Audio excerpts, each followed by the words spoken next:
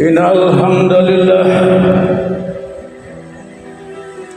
nahmaduhu wa nasta'inuhu wa nastaghfiruh wa na'udzu billahi min shururi anfusina wa min sayyiati a'malina. May yahdihillahu fala mudilla lahu wa may yudlil fala hadiya lahu. Wa asyhadu an la ilaha illallah wahdahu la syarika lahu wa asyhadu anna Muhammadan abduhu wa rasuluh. Allahumma salli wa sallim wa barik ala Muhammad wa ala alihi wa ashabihi ajmain. Amma ba'd. Fa ya ibadallah, usikum wa nafsi bitaqwallah faqad faza al-muttaqun. Qala tabaraka wa ta'ala fil kitabullah, ya ayyuhalladzina amanu taqullaha haqqa tuqatih wa la tamutunna illa wa antum muslimun. Wahai orang-orang yang beriman, bertakwalah kalian kepada Allah dengan sebenar-benarnya takwa, dan janganlah kalian mati melainkan dalam keadaan Islam. Ya ayyuhalladzina amanu taqullaha wa qulu qawlan sadida yuslih lakum a'malakum wa yaghfir lakum dhunubakum wa may yuti'illaha wa rasulahu faqad faza fawzan 'aziman.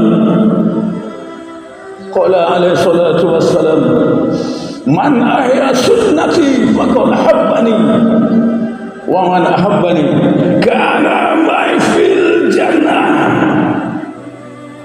Barang siapa yang menghidupkan sunnahku, maka sungguh dia telah mencintaiku. Barang siapa yang mencintaiku, maka kelak ia akan bersamaku di dalam surga Allah Subhanahu wa taala. Hadis dari Rasulullah yang sangat mulia mengajak kita menjalankan hidup ini sesuai dengan sunnah yang telah beliau syariatkan, agar kita terbimbing selamat dunia dan akhirat, bisa bersama beliau di dalam surga Allah Subhanahu wa taala.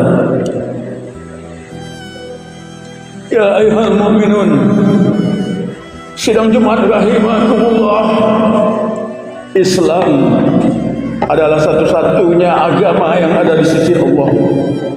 Takkan ada agama yang lain. Ini difirmankan oleh Allah di dalam Al-Quran surat Al-Imran ayat 19.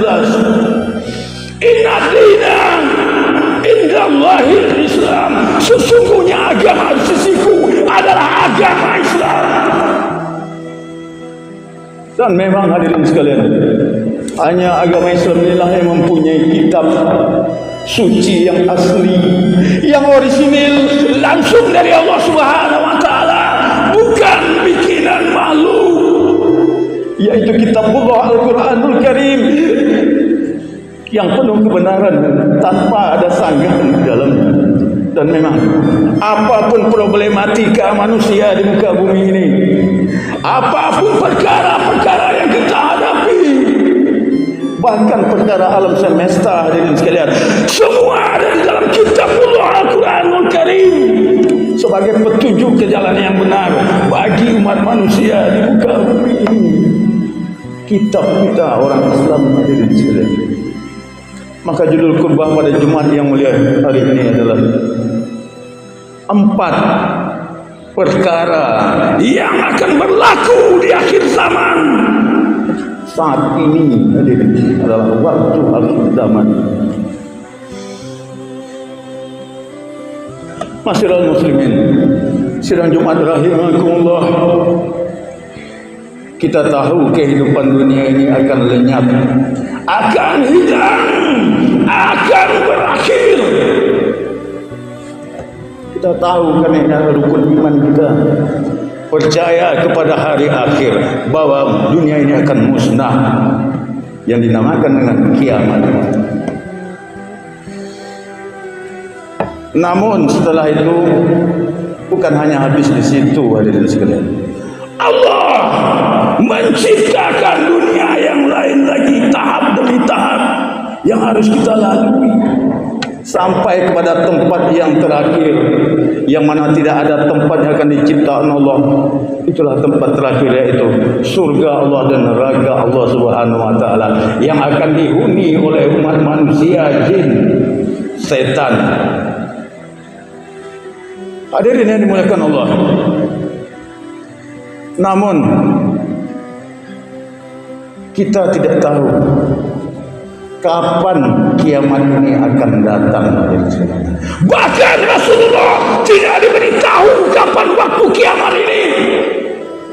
Tetapi kita harus yakin Allah Maha Bijaksana, Rasulullah Maha Bijaksana. Sebelum kiamat akbar itu datang, maka akan didahului dengan tanda-tanda. Adapun tanda yang besar kita sudah tahu, turunnya Dajjal, Ya'juj dan Ma'juj, Nabi Isa dan binatang, turunnya Imam Mahdi. Sementara sebelum hal itu datang, hadirin, maka didahului 4 perkara yang harus kita lewati sebagai tanda-tanda kecil kiamat itu akan datang dan telah berlaku saat ini, hadirin. Kita harus perhatikan ini. Dari semua tanda yang tampak di depan mata saat ini, berdasarkan riwayat dari Ali bin Abi Thalib, ia berkata bahwa Rasulullah SAW bersabda yang artinya akan datang kepada manusia suatu tanda di mana Islam hanya akan tinggal nama,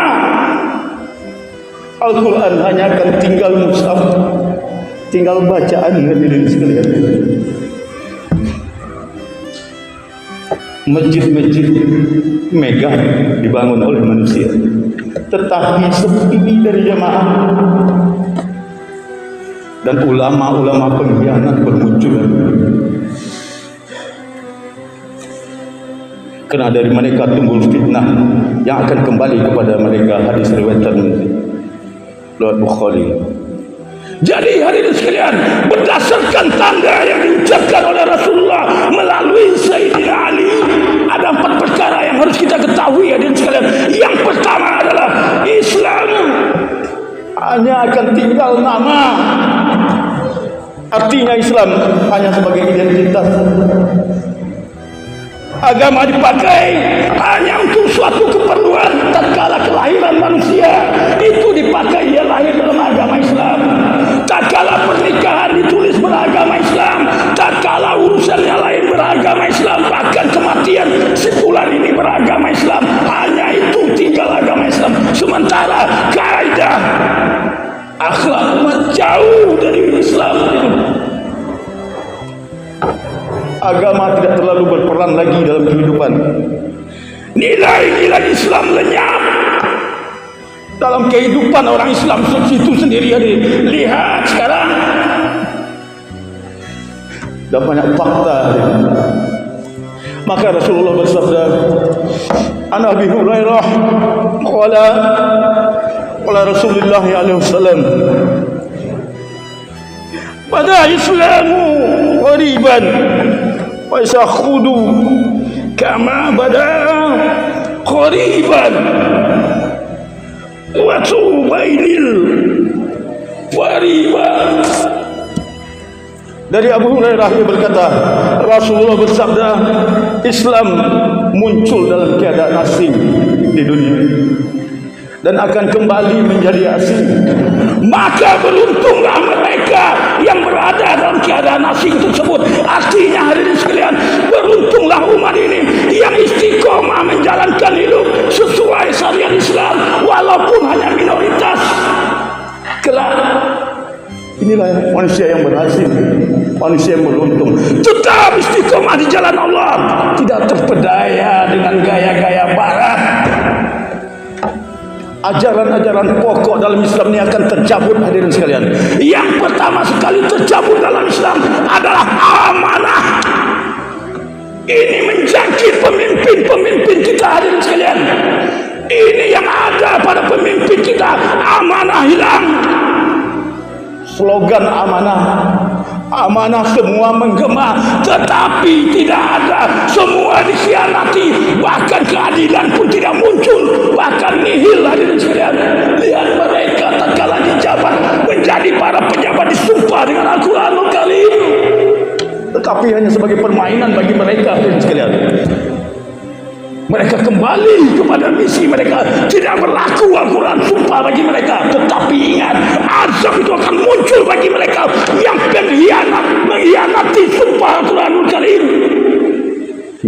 Bukan tak terbalas dunia dan akhirat azab ini ada.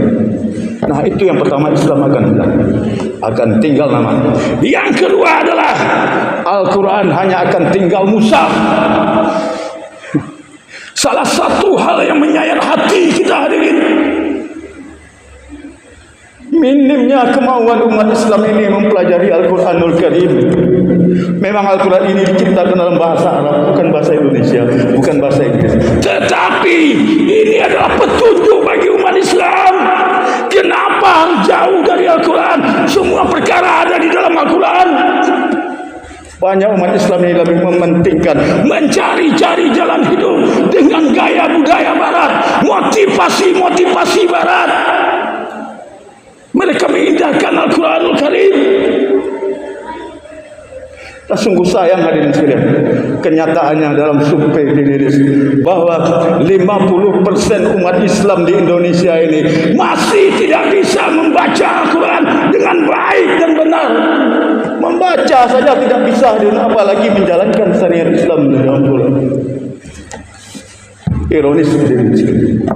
Sedangkan hadirin sekalian, para musuh-musuh Islam, Yahudi, Nasara, PKI dan lain semuanya, mereka mempelajari Al-Quran. Memang mereka orang Arab, mereka mencuri ilmu di dalam Al-Quran, tetapi ia ingkar kepada. Bagaimana dengan kita yang orang Islam? Kenapa kita tidak bisa membaca Al-Quran? Maka belajarlah dia. Memang ini bahasa Arab, bukan bahasa ini. Tetapi ini adalah kitab kita yang harus kita pelajari, petunjuk ke jalan yang benar. Maka Allah berfirman di dalam Al-Quran surat Al-Furqan ayat 30. Wa qala Rasul ya Rabbi inna qaumi takhazu hadzal Qur'ana mahjura. Berkatalah Rasul, ya Tuhanku, sesungguhnya kaumku menjadikan Al-Quran itu sesuatu yang tidak diajukan. Lihat sekarang faktanya, di setiap rumah kaum muslim banyak terletak Al-Quranul Karim yang mantap-mantap, yang made in luar negeri, tetapi hanya untuk pajangan di lemari, pajangan di dinding mereka. Hadirin sekalian, hanya untuk pajangan dilihat. Jarang mereka yang menyentuh Al-Quranul Karim. Ini fakta yang terjadi, tinggal mushaf. Yang ketiga, hadirin bukan Allah Subhanahu wa taala, masjid besar, megah, orang berlomba-lomba membangun masjid. Ini fakta yang terjadi. Ada masjid yang sudah dibikin sederhana, mereka rombak, mereka renovasi dijadikan masjid yang mewah, full AC, semua serba-wah. Umat semangat membangun masjid bersama-sama, tetapi setelah masjid ini berdiri, hadirin sekalian, pada kemana umatnya membangun masjid tersebut? Kenapa hilang? Masjid dibangun, saf dibikin 10, bahkan saat sholat satu saf tidak penuh, hadirin sekalian. Masjid dibikin megah-megah. Ini kronologi yang terjadi, dan inilah tanda-tanda kiamat. Maka Rasulullah bersabda, min asrati sa'ah an yatabahunna sufil masjid. Di antara tanda-tanda kiamat itu adalah orang-orang bermegah-megah dengan bangunan masjid. Maka hadirin, mari kita ramaikan masjid ini. Jangan hanya megah, cukup seperti ini sederhana, tetapi ramai. Hidupkan syiar Islam, itu yang lebih perlu, hadirin sekalian. Barakallahu wa lakum fil Qur'anil azim wa nafa'ani wa iyyakum fi minal ayati dzikril hakim. Aqulu qawli hadza wa astaghfirullahal azim wa lakum innahu huwal ghafurur rahim.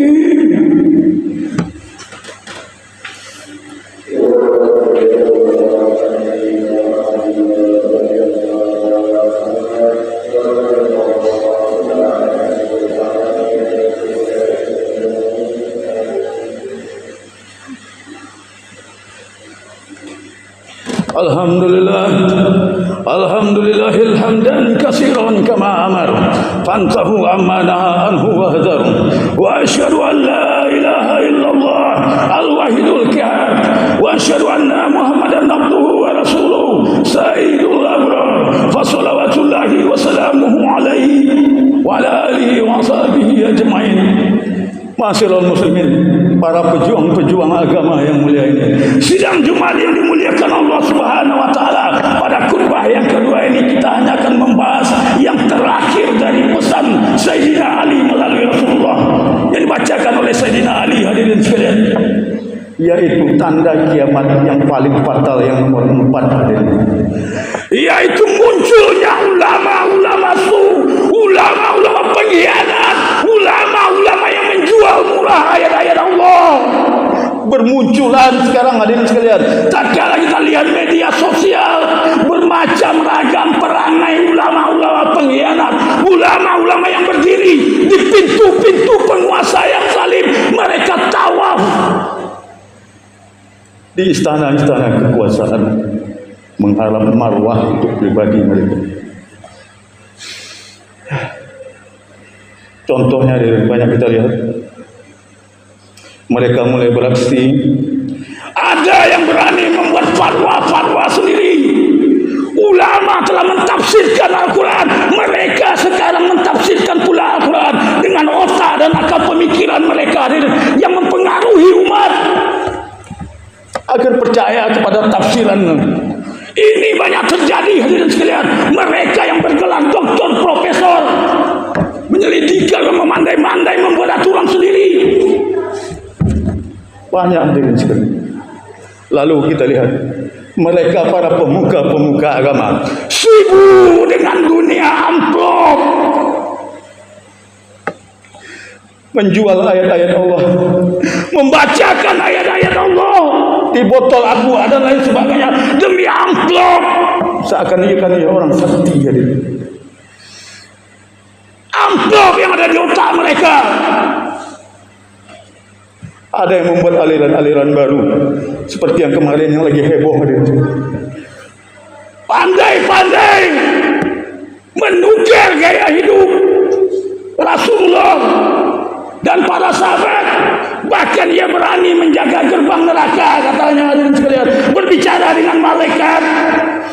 Para pembual ini yang bermunculan, hadirin sekalian, mencari pengikut. Lantas ada pula orang yang berani mengikut kepada mereka. Atau mungkin, hadirin sekalian, mereka diperalat oleh penguasa dunia. Mereka dijadikan boneka oleh Yahudi, Cina, PKI dan lain sebagainya untuk menghancurkan, karena mereka lah musuh-musuh Islam dan mereka mau, hadirin sekalian, demi marwah, demi harta kekayaan. Setelah ia dapat, ia pun akan hilang. Bermunculan sekalian yang aneh-aneh, hadirin sekalian. Itulah ulama-ulama pengkhianat, ulama-ulama yang menyesatkan, yang ditakutkan oleh Rasulullah Sallallahu Alaihi Wasallam. Apalagi perhatikan sekarang media sosial. Tak kala kita buka YouTube, buka TikTok, buka snack video, lihat bermunculan semua cerita-cerita yang rendah, cerita-cerita yang menyesatkan mereka kumpulkan. Lihat, seakan-akan Islam yang berbuat. Dipakai kain sarung, dipakai peci, dia joget-joget. Belum tentu itu orang Islam. Siapa tahu itu bisa jadi propaganda Yahudi itu. Mengkriminasikan umat Islam ini, hadirin, merendahkan Islam. Semua dinampakkan, perempuan pakai jilbab dan sebagainya, tetapi badannya ketat, pakaian tidak sopan, dimunculkan terus. Ini kerja musuh Islam, hadirin sekalian. Jangan terpedaya kita. Belum tentu mereka pelakunya orang Islam. Mungkin mereka ada di peralat, hadirin. Ini fitnah akhir zaman, apalagi di media sosial ini, hadirin sekalian. Maka hati-hati, jangan kita terpedaya, jangan tertipu dengan apa yang kita lihat, hadirin sekalian. Maka yang harus kita lakukan, kita harus beraksi. Caranya ramaikan masjid ini, pertahankan agama kita, tetap istiqomah di jalan Allah. Jika ada kemungkaran, maka selesaikan. Pertahankan agama berarti kita mempertahankan negara kita. Tetap berada di jalan yang benar sesuai tuntunan Al-Quran. Kenapa? Allah selalu bersama orang-orang yang benar. Wa qul ja'al haq wa zahaqal batil inna batilan kana zahuqa. Sesungguhnya kebenaran itu pasti akan menang dan kebatilan itu pasti akan hancur. Ini kata Allah Subhanahu wa taala. Demikianlah khutbah yang singkat ini hadirin sekalian. Semoga dapat menjadi pembelajaran untuk kita bersama tentang tanda-tanda akhir zaman yang kita lalui saat ini. Inna Allah wa malaikatahu yusalluna 'alan nabi. Ya ayyuhalladzina amanu sallu 'alaihi wa sallimu taslima. Allahumma salli ala Muhammad wa ala ali Muhammad kama sallaita ala Ibrahim wa ala ali Ibrahim wa barik ala Muhammad wa ala ali Muhammad kama barakta ala Ibrahim wa ala ali Ibrahim fil alamin innaka Hamidum Majid. Allahumma ighfir lil muslimina wal muslimat wal mu'minina wal mu'minat al ahya'i minhum wal amwat innaka sami'un qaribun mujibud da'wat. Allahumma inna nas'aluka salamatan fid dina wa afiatan fil jasadina wa ziyadatan fil ilmina wa barakatan fil rizqina wa taubatan qabla al-maut wa rahmatan indal maut wa maghfiratan ba'dal maut. Allahumma hamil alaina fi satil maut wa najata minan nar wal afwa indal hisab. Allahumma tahlana abwabal khair wa abwabal barakah wa abwabal ni'mah wa abwabal quwwah wa abwabal rizqi wa abwabal sihah wa abwabal salamah birahmatika ya arhamar rahimin. Allahumma a'izzal islam wa muslimina. Allahumma ansur ikhwana muslimina mujahidina fi Palestin. Allahumma sabbir imanahum wa anzil sakinata ala qulubihim wa wa'id sufufahum. Allahumma dammir al-yahuda wa israila wa saddid samlahum wa farrij jami'ahum. Allahumma ansur ala mujahidina ada wa adan birahmatika ya arhamar rahimin. Rabbana hab lana min azwajina wa dhurriyyatina qurrata a'yun waj'alna muttaqina imama. Rabbana atina fid dunya hasanah wa fil akhirati hasanah wa qina adzaban nar. Alhamdulillahirabbil alamin. Ibadallah, innallaha ya'muru bil 'adli wal ihsan wa ita'i dzil qurba wa yanha 'anil fahsya'i wal munkar